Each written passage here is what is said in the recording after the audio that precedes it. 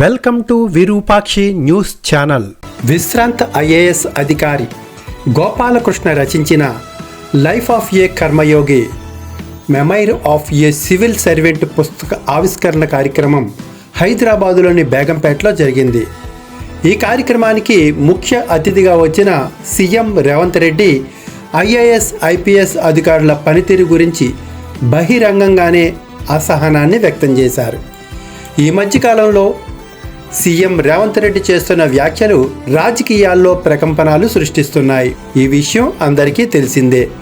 ఇటీవలే ప్రధానమంత్రి నరేంద్ర మోడీ కులం గురించి చేసిన వ్యాఖ్యలు తెలంగాణ రాజకీయాల్లో ఒక్కసారిగా బొగ్గుమన్నాయి. ఇదిలా ఉండగా ఈ మధ్యకాలంలో వస్తున్న కొందరు ఐఏఎస్ ఐపీఎస్ల గురించి మాట్లాడుతూ, అందులోనూ ఇప్పుడు కొత్తగా సెలెక్ట్ అయిన అధికారుల గురించి సీఎం రేవంత్ రెడ్డి చేసిన కామెంట్లు సర్వత్రా చర్చనీయాంశంగా మారాయి.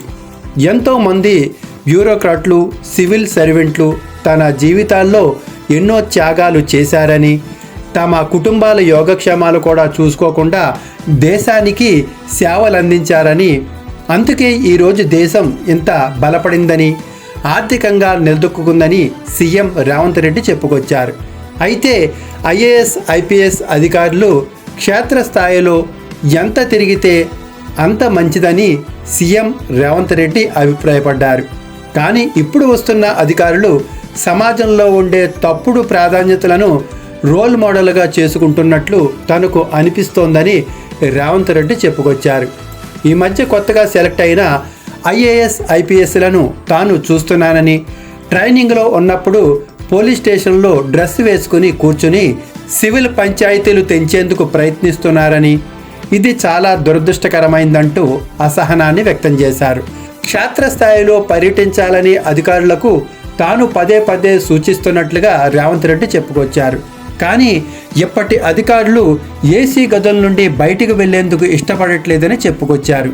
ఏసీ అనేది ఏమైనా జబ్బేమో తెలియదంటూనే సున్నితంగా చురకలంటించారు రేవంత్.